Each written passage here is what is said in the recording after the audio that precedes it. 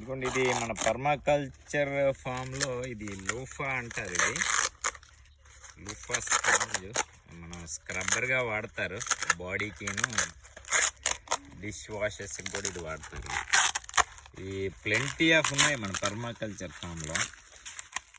So వీటిని మనం ఏంటంటే లేతగా ఉన్నప్పుడు కర్రీ చేసుకుంటాము, మిగతా టైంలో ఇలా చేసుకొని ఈ సీడ్స్ అన్ని ఇలాగే వదిలేస్తాము పొలంలో. సో దీన్ని మనం స్క్రబ్బర్ కింద వాడుకోవచ్చు అన్నమాట. Eco friendly natural scrubber. చూసారా,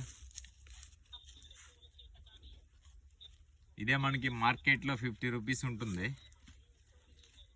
ఇది మన పొలంలో సహజంగా లభిస్తాయి. ఓకే.